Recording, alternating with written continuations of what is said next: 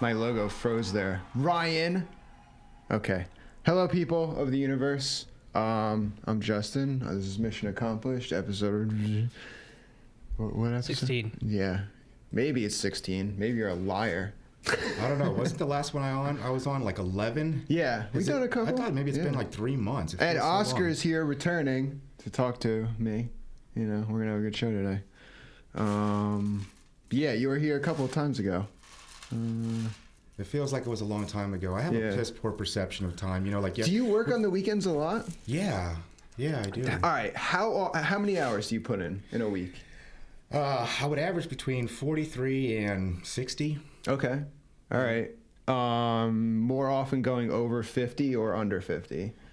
Usually hovering right around 50. Right around that shot? Yeah, right around 50, then I can afford to do more than just pay bills. Do you feel like your work time per week has gone up over the years?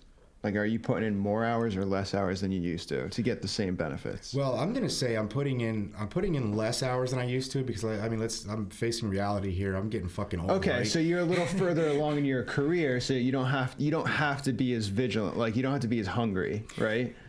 Yeah, yes and versus no. the young guy who's just like, fuck it, I'll just be there all day, every day, just because that's what I can do, you know? Well, we have guys that are doing that just so that they can eat. Right. Yeah, isn't that crazy? It's crazy. So yeah. I bring this up because, like, the job situation, that's what we're going to talk about today, people. We're going to talk about the economy and what's going on in this country of ours and abroad, I guess, because realistically, we're all part of a global community now. Yeah, we're a great big family. Yeah, like a forced one under very strict parents that change the rules often in favor of themselves, oddly enough, it seems. Without warning or notice. Yeah, exactly. And then we get like weird stories in our supposed news that are misleading and do not paint the full picture for what it really is. Speaking of which, here's my favorite weird story that misrepresent. In this country, we like to base our economic health on the stock market being up and unemployment being down. Right. Correct. Which an economy, which by the way is built completely on every debt, month we're waiting debt. for these statistics, or every quarter, I should say. We're like, oh, how much is unemployment down, or how much is unemployment up, or where's our consumer price index, and stuff like that. Like, or how's the Dow doing? Like, how many trades are being made in the ether using ones and zeros, generating cash that'll never exist? Right. Yeah. See, I mean, when I look at our national economic health, I actually look at what's going on right in my own community and what my own experience is. And here's my experience. Yeah. You know, my experience is I'm making about 25% more today than I was 10 years ago, but I have about 15% less stuff. Yeah. Like, just you have to live with 15% less luxury or less needs or whatever it is. Right, but I've got an $1,100 iPhone, so I'm doing good. Yeah, but now, all right, that's a great example. The fucking iPhone situation. Now, I got the iPhone when it first came out. You had to buy it cash. You just buy it and like, okay, now you have an iPhone. Now all these companies are doing these lease things where you go there and it's like, you know, you basically pay the tax, maybe $80, $100. You get a $1,000 phone, and they just jack up your bill every month. I've got a theory about that, man. I believe that the objective behind that is to put a tracking device in the pocket of every soul on the planet. Yeah.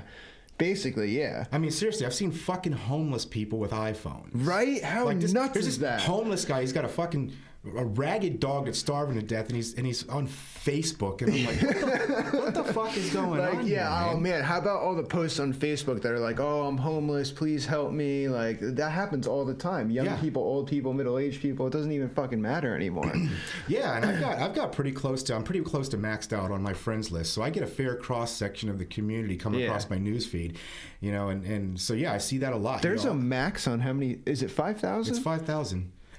Unless you have a page. I feel like that's weird to have a max. Yeah, why is that? I don't, like, that's super weird. Yeah. I'm suspect. Yeah, that is suspect. The whole fucking situation is suspect. And, like, they don't have any good competitors either. And it's weird that it's so prolific, you know? I guess because it's so new. Like, the whole social media thing is so new. Well, relatively, it's new. But we've had, I mean, I opened up my Facebook account when, back in 2007. Okay. So I had mine a little earlier. I had mine when you needed a .edu. which is for a short period of time when they first made it. I had a MySpace. Okay, yeah. Yeah, you needed an email with a .edu to show that you were from a college, because originally it was like a college thing, like it was circulating around there, and then once it left the college and hit the general public, they changed it over to any email address, and then it just blew up. Oh, so you're a Facebook old timer. Oh, yeah, yeah. My original Facebook profile picture was a picture of the Dungeons and Dragons Player's Handbook, because I just wanted to go to college and find somebody to play Dungeons and Dragons with. Wow, I wanted to go to college to get pussy. I went into it, I found a girl right in my senior year who is real cool. So I went into college with this girl, right? And it was like a long distance thing, but I could go visit her whenever I want. So I was like satiated as a teenager for that amount of time.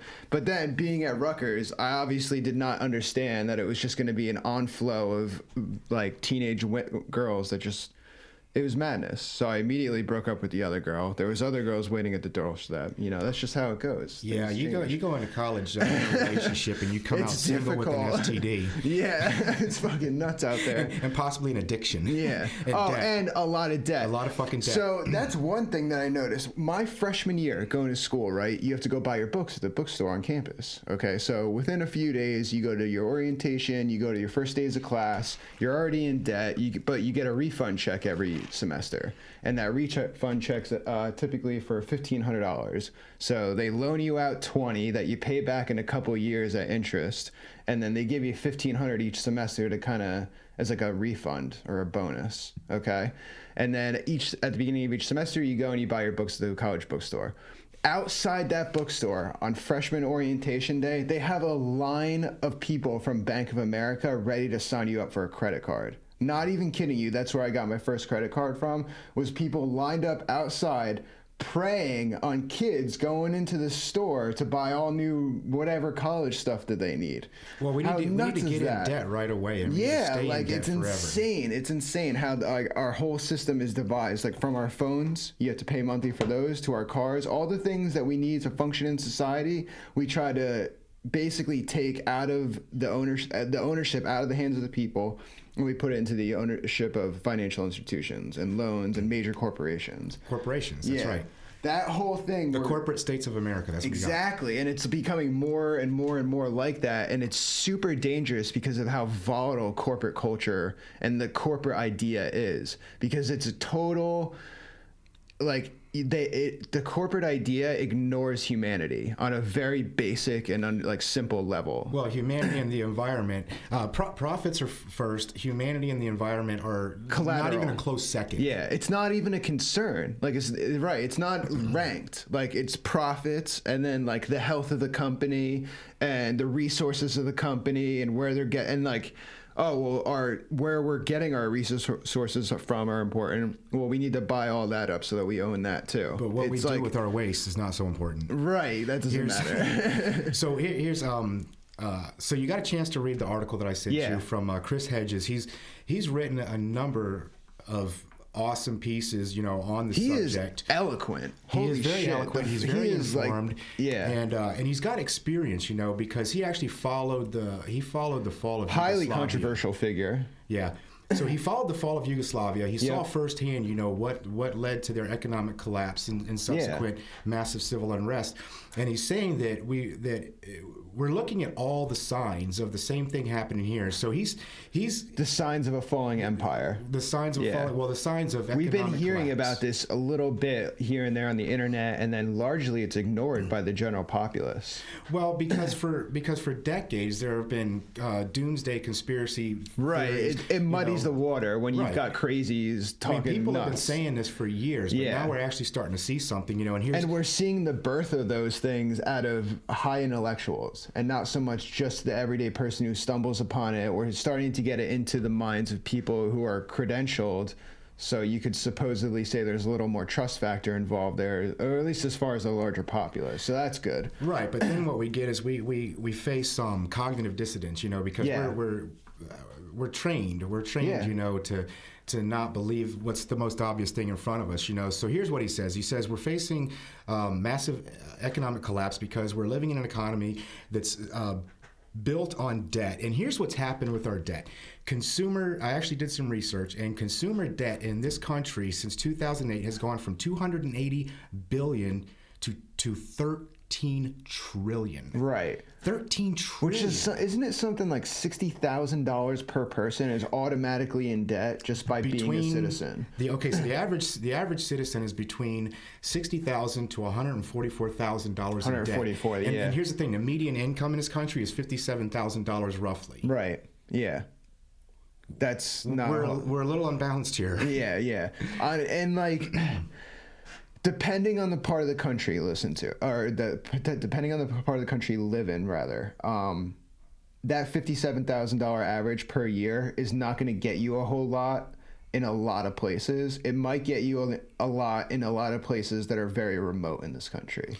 Well, yeah, that's a huge trade-off, because you're basically trading off how you interact with your community. Like, you'll be more outcast as that money means more the further out you go from cities and stuff like that. And then the closer you go to cities, that amount of money, its effectiveness drops off significantly. Well, yeah, something else to take into consideration is if you look at remote places where the cost of living is low or the cost of living is feasible, right, the median income in that area drops so much lower. Yeah, there's no demand there. Yeah, so even if you're making it online, like, you're still gonna, overall, like, you're not gonna make a lot depending on where you are. I mean, yeah, unless you're trading across the world. Yeah, exactly. Unless you're already borderless as a person, you know. Right. Speaking of debt, I just saw an economist talk about how since like 2001, 2002, our debt is impossible to pay off. Right. There is definitely not enough money in circulation for that. Well, yeah, because by nature, our debt has increased by over $12.5 trillion in 10 years. So it's almost weird. Like, is it that as a collective society, do we have just some agreement where we don't use positive numbers anymore? Like, now we talk about debt, and it's like that number is just going to keep going up, and that's how we run our system. And we call it debt, but it doesn't mean what it would mean, like, if I was indebted to you on a personal level for some, you know, if I helped you move, or if you helped me move or something. Now it's just the way we live. We create a scoreboard, and now we're just going to try to get the highest numbers that we can. Well, you know? Actually, you know what? Okay, so a guy that I work with, you know, he's not real big into politics or economics. He's an intelligent individual, but he's not so much educated on these things. Right. And he made this simple Oftentimes statement to me a while great perspective. back. Yeah. And what he said kind of, I think, hits the nail on the head. He said, well, you're either in debt or you don't have anything. Right. Exactly. For over 95% of the population, that's true. You're either in debt or you don't have shit. Like, and even if you're in debt, you still might not have shit, which is even worse. You know, like, that's a trap that even a lot of people are falling into. And that's probably what poverty is for most people, is that they're in debt and they don't, you know, that debt didn't accrue anything. Like, for me specifically, you know, I got a degree, so I have debt from that. And then I have living expenses and a car and stuff. And I've worked for the past 10 years doing random labor jobs and stuff, but I was never able to work enough to get out of that meager amount of debt, even as it is. You know, and that's kind of crazy to me. And maybe that's because I didn't work hard enough, or I didn't get the right job, and that's fine. But for a lot of people, I know that's the case. And it happens all over the country. They talk about unemployment being super low. And yeah, I know many people without jobs, or that have difficulty finding jobs when they get fired or get let go after 6 months to a year, because all the jobs are lower in time now too. It's like way less common for you to be at a company for 10, 20 years and get a gold watch. Employee turnover, and the reason why is because most employers don't offer benefits packages anymore, like paid health care. Yeah. They don't have retirement and pension funds. Right. You know, I've worked for a number of places over the years that don't even pay holidays and vacation. Right. That's the new trend. And then 20 years ago, it was normal for a company to provide health care, 401k, or an IRA, or a pension. Things to have incentive to bring better workers. That's what that stuff was. Now they're like, oh, well, there's so many people that need jobs. All these incentives that we used to offer to get people to come to our door aren't even they don't even matter. It's ubiquitous, and if it's not ubiquitous, it's the standard to not offer them in specific fields. Well, yeah, we've gotten used to So now the there's American workforce has gotten used to not having these things. Yeah, exactly. And now we've got. I'm actually kind of fortunate, you know, in my line of work. You know, I'm a plumber, been a plumber for 22 years now. Yeah, What that's a great business to be in. Holy shit! Especially right now, and I'll tell you why. Any trade actually right now, and I'll tell you why. Because the millennial generation has been convinced by the media that if they want to succeed in life, they have to go to college and get a degree. Right. But with a bachelor's degree, you're looking at making $11 to $12, maybe $15 an hour out the gate with fucking $40,000 in debt. The trades in this country are highly undervalued and undertaught. And like what's critical about what you just said is kids and stuff are often tricked or not taught to go into those trades, or they're taught that college is this thing to put up on a pedestal, right? And that's true to an extent, but what's even more important about that is there's an ignorance level. Like for me, when I was deciding whether or not I wanted to go to college, it wasn't even a decision. Everyone in my family just kind of assumed if you graduated, you go to college, and I didn't care. Like, I didn't care which college I went to. I was told, hey, go to college. I went, and whatever one accepted me, I was like, okay with. And for more than half my friends, they were rather indifferent. They were like, oh, school just keeps going. But they don't teach you like that this is like a thing. Yeah, I've kind of, you know, I've got a little bit of a different view on the whole college thing. You know, Yeah. like a good friend of mine, John Timms, and I'm sure he's watching right now, and I'm almost positive he's getting ready to get into the comments or something. But he's currently enrolled in college. He's going, he's shooting for a history major, and I don't know why, other than he just loves history. Actually, I do know why. But what he reports to me, and what a lot of my other friends who are in college report to me, is that they're educating us with bullshit. They're giving us a lot of lies, a lot of nonsense. It's so bad. Like, I vividly remember being in economics classes, like macroeconomics and things like that, or even marketing classes. Oh yeah, we were talking about macroeconomics. That's one of the classes he's taking right now. He says the shit that comes from the shit that comes out of the class is just insanely, ridiculously lies and bullshit. It's not even lies. It's like principles that are specifically made up so that they can teach a class about it and charge kids money. It's like very impractical knowledge. There's like grain. It's weird. It's like the reverse of a conspiracy documentary, right? In a conspiracy documentary, you have somebody presenting an idea, and they use little pieces of fact to embellish something that might not necessarily be true. And the reverse is also true in a lot of college courses today, where they use little bases of fact to create this narrative that just isn't practically useful in the real world. So when you get out with a degree, you have an idea of what's going on, but you have no practical skills. And then on top of that, they charged you an obscene amount of money for it. Yeah, actually, I was looking at earlier today, I was looking at a Craigslist job listing, and it was. I'm on that board every day, by the way. It was for an administrative assistant position. Okay, I see that. They had a long list of requirements. But at the very end of the list of the requirements is must have a bachelor's degree, and then it went through benefits, and the very last thing that it said was starting pay $11 to $12 an hour. Get the fuck out of here. Must have a bachelor's degree, but you will not make enough to pay for that if you work here. Starting pay for a plumber's helper today is $15 an hour in our area. Yeah. That's crazy too. Without even a high school education. Yeah, and for the people who don't know, in this area, the price would normally be a little lower, right? Right. We live in we're in a rural area. Like, we're out in the farm. We're in the country a little bit. Kind of. Yeah. We're right outside the West Palm Metro kind of area. And then you kind of get out here, and it's more woodsy and very much more spread out. Yeah, so the labor prices go down. We're a little less developed than some of the bigger cities in Florida. So yeah, I mean, of course we experience lower wages, but what's happening? And I've been in this place. Well, it's incredible that it's 15. That's a great price. Well, the reason being is because in the last decade, media has convinced our latest generation that they need a college degree to be successful. So that's what a lot of people have shot for. And so what's happening is, and Mike Rowe actually said this a while back. He's the best. In 10 years, what we're going to see is there's going to be no one to replace the retiring generation of tradesmen. Yeah. So that's what's going on. And because of that, our wages have been driven up. I mean, they've been driven up exponentially, and they still have a ways to go, by the way. But what we've seen in St. Lucie County is we've seen a large jump in living costs. Yeah. You know, for example, and this is out of my own experience, 5 years ago, I had a 2-bedroom, 2-bath luxury apartment on the 3rd floor with a balcony water view for $827 a month. Today, Today, that very same apartment is $1,400 a month. Damn. Yeah. And I actually heard that from a guy I was working with. He said that he bought his house for something like right below 100,000. You know, very cheap. And now his house is worth like 170 or something. Like the market in his area for homes of similar type is like way up, like an obscene amount. Well, that's everywhere. Yeah. And something's going on in St. Lucie County.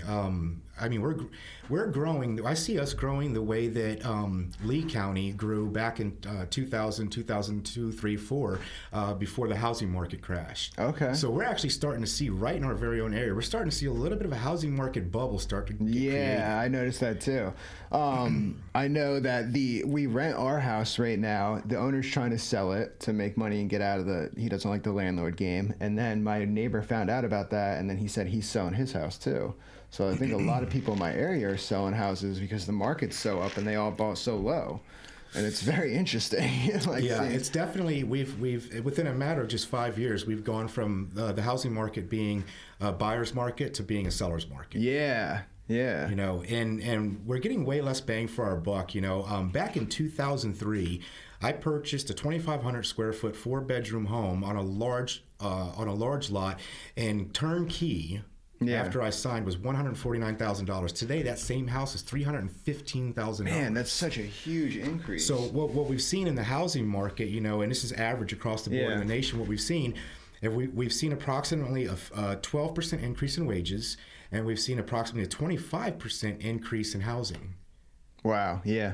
We're getting real backwards here. You know, it is. It's going in, and I've actually seen statistics of that on a lot of news sites that I follow, like Zero Hedge and stuff like that. They talk about this frequently, how the buying power of your dollar has just dropped off tremendously. Well, that's from the buying nature milk of, and gas to trying to get a home, anything. Inflation. Yeah. It's the nature of inflation, and inflation is actually the nature of, and this is going to piss some people off. I already know it, but I don't care. That's the nature of capitalism. Yes. Yeah.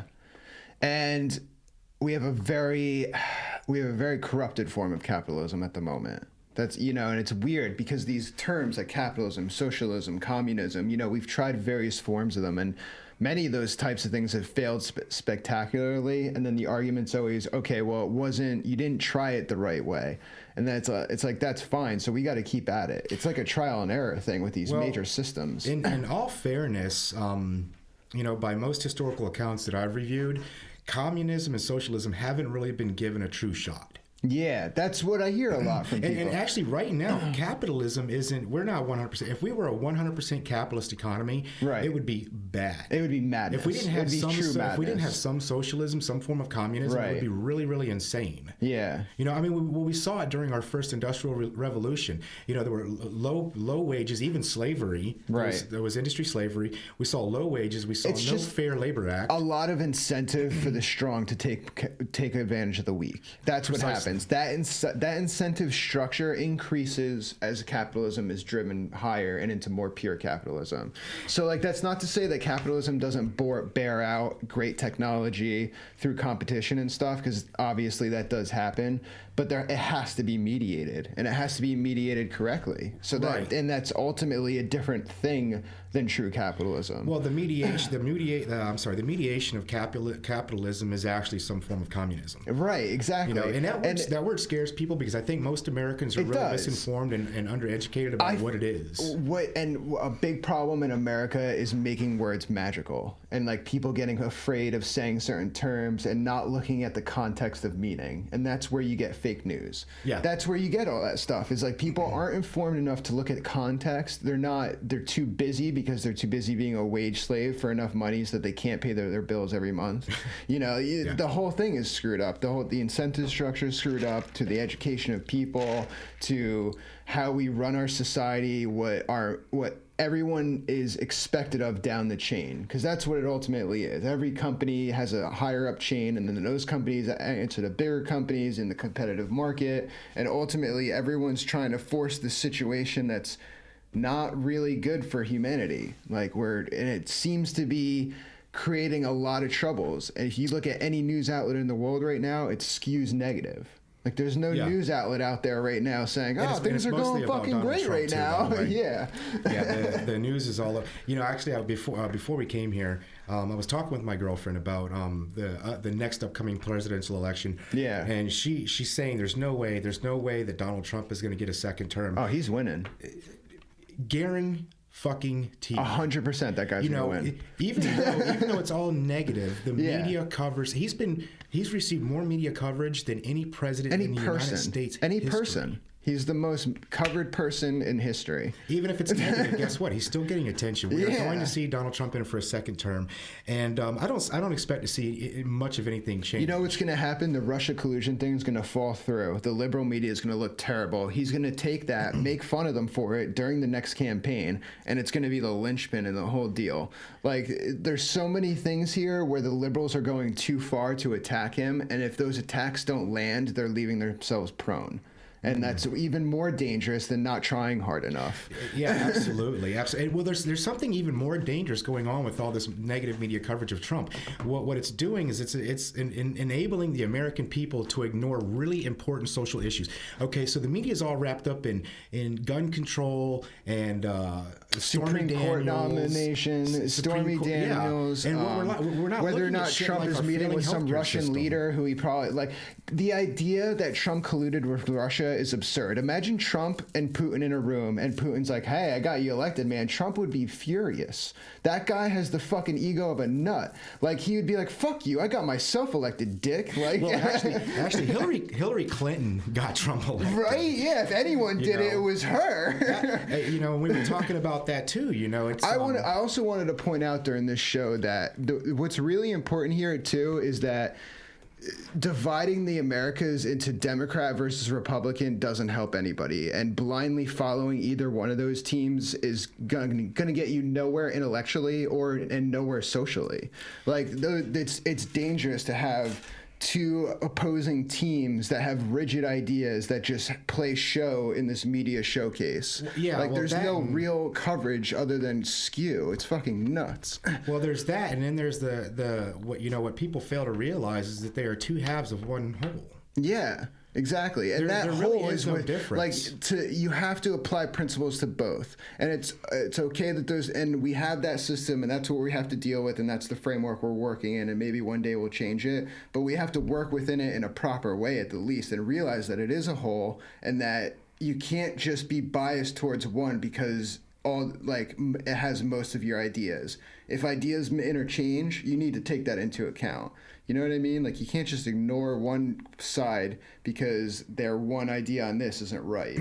Like, it's much more gray than that.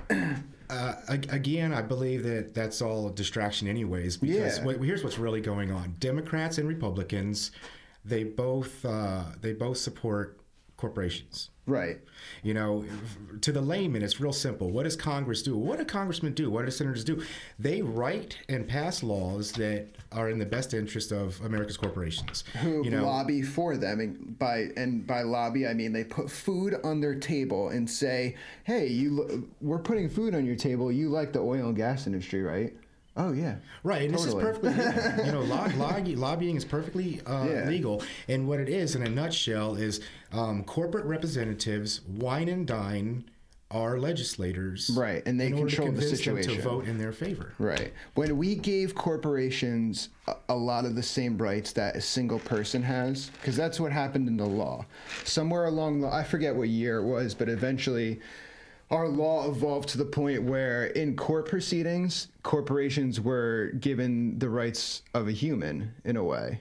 Like, they have ownership, like a corporation acts as an entity in and of itself. Yes. Right. So now you have this weird being that has a program directive. A corporation as a person is programmed to extract profits from everything around it, while maximizing the production of its workers. So it's extracting out of its workers and it's extracting out of its environment. And that's the whole programming behind a corporation. And then we gave them citizenship and we let them loose in our society.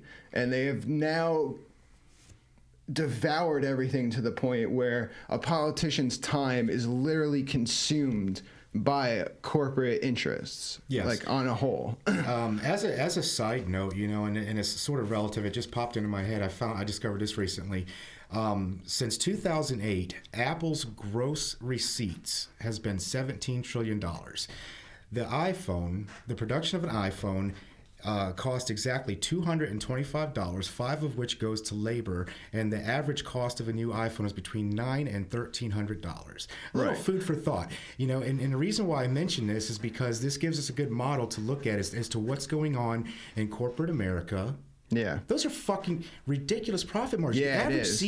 Those are profit that's what you work towards in a video game when you're trying to get a high score. Like, it's completely irrational to trying to just accomplish the basics of the game. If you're also trying to just go for a high score just because you want to see gigantic numbers, that's the kind of stuff that you would do. Here about how about, and there's another thing, you know, wage gaps. The wage gap between the average corporate CEO and the average working class American is anywhere between 3,500 to 5,000 to 1. Yeah. Just the level of like inequality in this country is absurd. And yeah, but Trump paid off a porn star. That's what's important. I know, right? We don't cover the real stuff. I shaved my nuts today. That's what's important. All right, so dude, we got to wrap it up. It's been really good having you. And people out there, we're going to continue to have this conversation, so I hope you tune in every week. This has been Mission Accomplished. Oscar, thanks for coming by, man. Peace out, brothers and sisters. Later. That was good. That was fun.